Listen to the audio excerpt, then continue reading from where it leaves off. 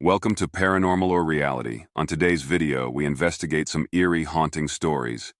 We have started a new podcast that combines multiple videos. If you prefer listening to longer videos, the link will be in the description. Now let's begin. This is just stories from other circumstances in New York. At one point, my stepdad and grandmother got into an argument. It wasn't the first time, but she threw him out after having enough. However, my mom felt that meant she was kicking all of us out. We packed up most of our stuff and went to Nietzsche, a homeless assistance office, to apply for shelter. A few days sleeping there, we were placed in a shelter in Harlem on East 135th. It was kind of like a normal apartment, but fully furnished and in pretty horrible shape. All the furnishings, walls, doorways, floorboards, even appliances had people's names and miscellaneous dates on them. Some carved on, some burned on with a lighter, written with a Sharpie. It was very eerie in general. Some people drew pictures like eyes or wrote sad poems in English or Spanish in random places. The vibe was horribly sad. The only experience I had was seeing a shadow hanging from a bedroom closet. It was often just sort of there, didn't do anything to anyone, just existed. I placed some olive oil around while saying a Spanish prayer. It kind of worked, but I would have nightmares in that apartment very often about my stepdad getting possessed and hurting all of us. In the nightmare, I'd run out a different way and would always somehow end up back in the house, to him strangling me before killing himself. I always wondered if something like that happened in there, and I was seeing it from my perspective. Or maybe it was a warning, as tension in the family was very high, and my stepdad was highly mentally unstable. I don't know. But it was a very frequent nightmare, to the point I had to be placed in therapy. I was always very aware that every turn or door would lead me back to the house, and that death was inevitable. But unlike the usual nightmare, I wasn't able to start lucid dreaming and change it. It was just something to endure. That was another thing. I had nightmares very often as a child. Extreme nightmares. I wasn't a fan of horror movies at that age because they scared me too much. Even the posters were too much for me. My childhood was spent with very little sleep because of the severity of the nightmares. Eventually, before I knew it had a name, I would lucidly dream. I'd feel the scary stuff start and would just change it to something more pleasant. However, lucid dreaming often left me very tired, and I was never truly well rested. To avoid this, I'd sometimes let the nightmare happen if it was tolerable. But they were really bad for a child. At 9, I had a dream that I was paralyzed and being eaten by the mice in the apartment. I've had dreams where I'd been shot, stabbed, and even tortured. These nightmares were always more extreme when I was in either my grandma's house or the Arthur Avenue apartment described above. This one, also near Arthur Avenue, always makes me sort of sad when I think about it. My stepdad never let me walk to school alone. It wasn't very far, and I used to walk to school alone from my grandma's house. But this neighborhood was worse. He was convinced I'd be kidnapped or murdered. He was probably right. Regardless, on our walk to school, it wasn't unusual to pass someone strung out or otherwise just homeless on the ground. It was as common as pigeons. But one day, my stepdad and I pass a pile of garbage bags on the sidewalk. I'll never ever forget that pile because, on top, there was a woman laying on top of a dirty Tweety bird pillow buck naked. Her hair matted. She just laid on top of all that garbage facing upwards. Her face was hollowed, not an unusual expression for the drug addicts in the area. My stepdad pulled me aside and put his body closer to her, shielding me. He whispered to me not to look at her. I couldn't help but watch the entire time we passed. Once we walked past her, I turned around, but she wasn't there. It was just that dirty Tweety pillow. I didn't know what to do. He very clearly saw it too. I asked him where the lady went. He said, "Just mind your business." I think about that every so often. Wonder what happened to her. If maybe she was in that pile of trash bags and I could have done something. But I was 10. Who would have believed me that could take me seriously? And even if they did, they'd likely write it off as another drugged-out prostitute, even if she wasn't. Across from St. Elizabeth's Church in Washington Heights, There used to be these two townhomes covered in ivy on this very steep hill. I had to pass it to come home from school, as the only other route was a park with a lot of stairs or a tunnel that, at this time, had no lights and was filled with men. In one of these townhomes, a 16-year-old girl was murdered on Valentine's Day by someone renting a room from her parents. Of course, at this time, I hadn't known that. I didn't discover that until an article was written about the place after it was torn down. What I knew then was that that house gave me the creeps. I would cross the street whenever it was time to pass it just because being near it was too scary. There was this noticeable chill in the air when passing, and the atmosphere was very noticeably thicker there. As in, it almost felt like there was a wall surrounding it.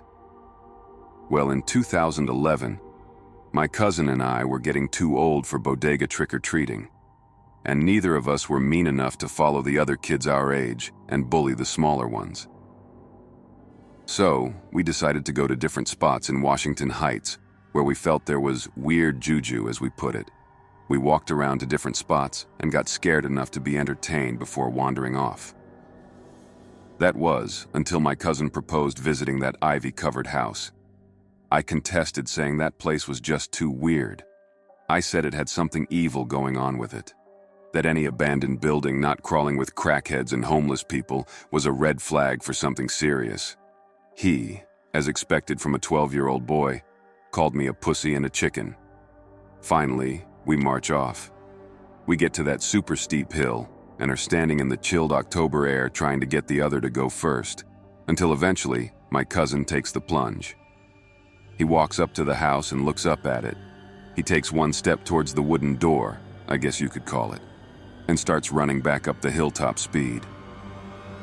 I remember the look on his face when he reaches the top with me saying, "I know I'm not bugging. That place is weird." I asked what happened, and he said to go see. He came down with me but stayed a safe distance behind me. He stopped once I got too close to this creepy old house.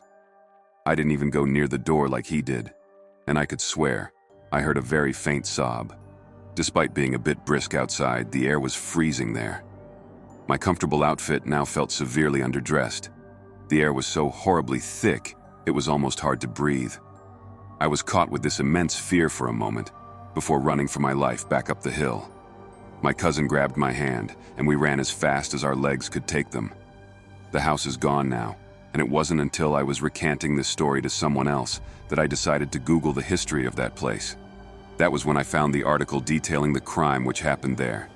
There is now a big empty lot in the house's place, but when I visit home, I still cross the street when I have to walk past it. I'm not religious and feel no solace necessarily by the big church there, but I always wish for peace for whatever exists there as I walk by.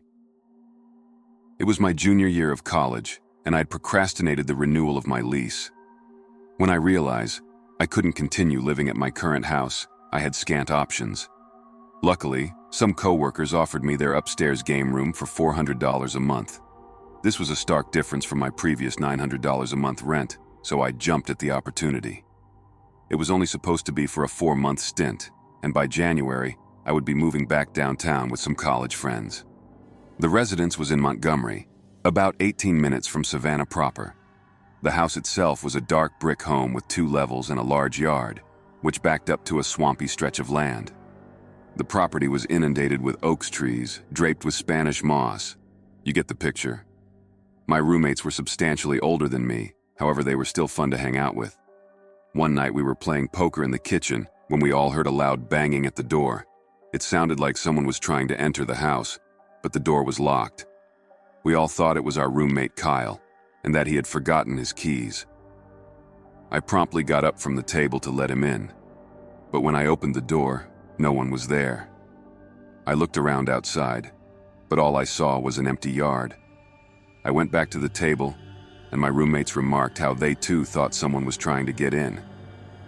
While I was somewhat confused, I didn't think much of it, and we continued with the card game.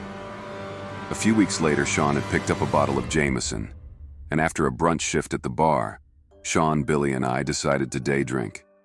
We were sitting at the kitchen table and had already polished about a quarter of the bottle.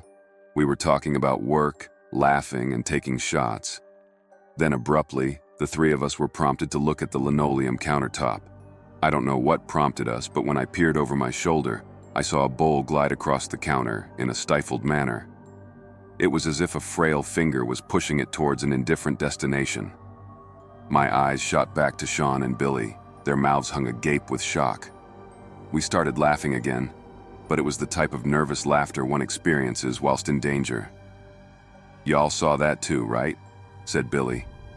We reassured him, and then I walked over to the countertop. I rubbed my hand over its surface, expecting it to be damp, but it was bone dry. There was no breeze, no invisible string, no magician in the cubert. It was unsettling, but we laughed it off and went back to drinking.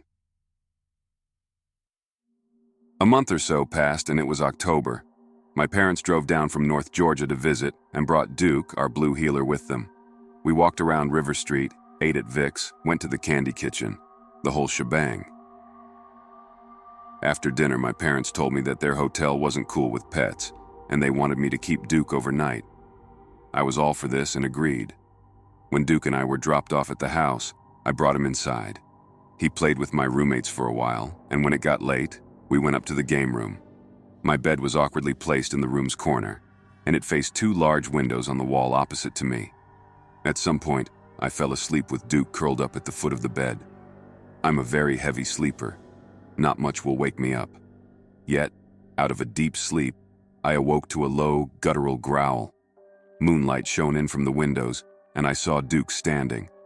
His heckles were raised, and this guttural growl, which I had never heard before, persisted. He was looking up at something I couldn't see. Whatever it was, it seemed to be lingering over the bed. I instantly felt uneasy, and I grabbed the dog and pulled him close to me. This seemed to lull his aggression, and I somehow found my way back to sleep. When November rolled around, I had decided I'd be attending my family's Thanksgiving in North Georgia. Our house is on a small cattle farm up in Ellijay, and it's especially nice in the fall. I drove up and visited for a couple of days. On one afternoon, I felt overwhelmingly tired, so I went up to my room and took a nap. When I awoke, I couldn't move. I felt my forehead beating with sweat. From the corner of my eye, I could see my mirror, positioned above my dresser. What I saw in the reflection induced terror. An old woman, pale, bony, and damp, lingered over me. She had jet black hair, and she exuded an energy of apprehension and malice. At this point, I'm freaking out, struggling to break free from this paralysis. After a few moments, I snapped out of it. My heart was racing and I leapt out of bed. The woman was nowhere to be seen. December was my final month at the house, and one evening, my roommates and I were taking turns playing chess. I don't remember how we got onto the topic, but we brought up death and dying. Billy then asked Sean about the woman that used to live in the house. Sean was a no-nonsense type, honest to a fault, and as far from sensational as a person could be. He paused for a second and looked at me. Then he told the story of the previous owners, which was relayed to him by one of our neighbors. There was an older couple who had previously resided there. The gentleman had severe dementia, and his wife was his primary caretaker. One day, the man was found walking around the neighborhood, and a neighbor returned him to the house. When they got inside, the neighbor was met with a rancid stench in the air. He called for the man's wife, but there was no response. Concerned, the neighbor looked for her throughout the house. When he got to their bedroom, the stench was overwhelming. In the bed, the old woman laid dead. She had passed away and remained in that bed for a prolonged period of days. I got cold chills when I heard this story, and I couldn't help but think back to that odd sleep paralysis episode and all the other oddities that occurred in the house. I no longer live there, and the home has since been sold. Perhaps it was all unrelated anomalies and tricks of the subconscious. Though in honesty, I think something otherworldly was at play in the kitchen, halls, and bedrooms of that house in Montgomery. It's been nearly 10 years since this experience, and it still confuses me and scares me, so much so I still have nightmares regarding it. It started in September or October of 2014. I was 7 or 8 years old. As a joke, my dad drew a little girl pointing at a hole in a tree trunk, and he named the little girl Diana. It freaked me out, but I kept the picture, and on November 8th, we moved house. When we unpacked at the new house, I realized I still had the picture. I kept it in a drawer in my room for about a week after we moved. But one night I had a horrible nightmare about a little girl chasing me through a forest, and the nightmare ended with me tripping over and looking up to see the girl pointing at a hole in a nearby tree. I woke up after and went through my drawer for the picture. I ran downstairs and threw it in the trash.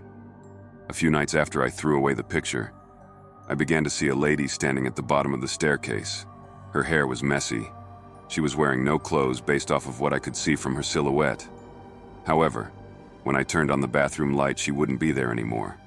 This happened every night for weeks, and I would go to school and tell other children there was a lady at the bottom of my stairs at night.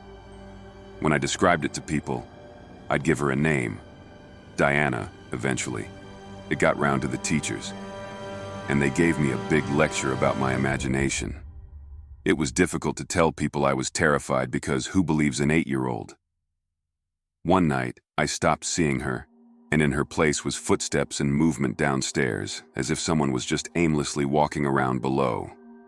The movement would then be followed by footsteps on the stairs, and the stairs are very loud, so it was quite noticeable.